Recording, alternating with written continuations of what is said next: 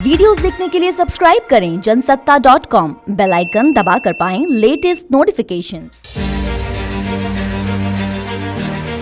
नमस्कार, जनसत्ता में आपका स्वागत है। इंदिरा गांधी की राजनीति का विरोध करने की वजह से रामविलास पासवान पहले से ही इंदिरा समर्थकों के निशाने पर थे, मगर 1984 में इंदिरा गांधी की हत्या के बाद दिल्ली में शुरू हुए सिख विरोधी दंगों के दौरान तो पासवान सिख न होते हुए भी दंगाइयों के निशाने पर आ गए। उनके घर में आग लगा दी गई और पूरे परिवार को नन्हे बेटे चिराग के साथ जान बचाकर भागना पड़ा। क्या था यह पूरा मामला, आइए जानते हैं। लेखक प्रदीप श्रीवास्तव ने पासवान की जीवनी रामविलास पासवान संकल्प, साहस और संघर्ष में इस घटना का विस्तार से जिक्र किया है। प्रदीप लिखते हैं, इंदिरा गांधी की मौत के बाद अचानक दिल्ली का माहौल बदल गया। ऐसे माहौल में पासवान चरण सिंह के निवास स्थान 12 तुगलक रोड पहुंचे। वहां बैठक के बाद पासवान और दूसरे नेता राष्ट्रपति भवन गए। ज्ञानी जैल सिंह ने उनसे दिल्ली की स्थिति के बारे में पूछा। सभी नेताओं ने राष्ट्रपति को दंगों के बारे में बताया। तत्कालीन राष्ट्रपति ज्ञानी जैल सिंह से मिलने के बाद विपक्षी नेताओं का प्रतिनिधिमंडल वापस निकला। पासवान अपने घर पहुंचे तो उनके साथ कुछ नेता भी थे। पासवान अपने ड्राइंग रूम में बैठे ही थे कि एक सरदार बदहवास हालत में उनके घर में आ घुसा। हिंसक भीड़ उसका पीछा कर रही थी। वो एक टैक्सी ड्राइवर था। पासवान ने बिना कुछ सोचे उसे अंदर ले लिया।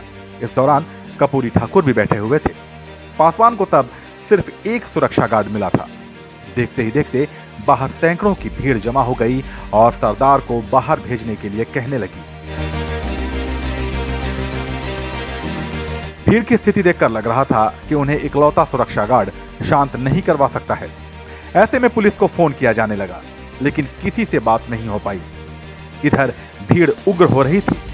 पासवान के इकलौते सुरक्षाकर्मी ने भीड़ को तितर बितर करने के लिए हवाई फायर भी किया, लेकिन इससे भी कोई असर नहीं पड़ा।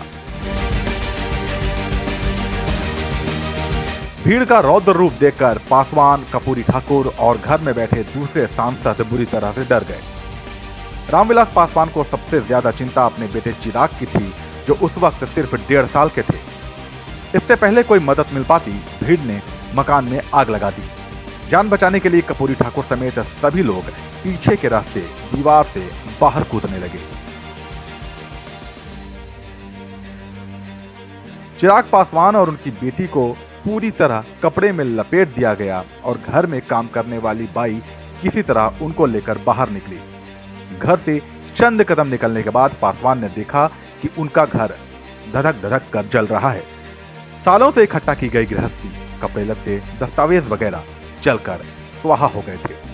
मगर तसल्ली थी तो बस एक बात की कि उन्होंने किसी बेगुनाह को भीड़ के हवाले नहीं किया। इस सियासी किस्से पर आपकी क्या राय है, हमें कमेंट सेक्शन में जरूर बताइए और ऐसी ही दिलचस्प सियासी किस्सों के लिए बने रहिए जनसत्ता के साथ।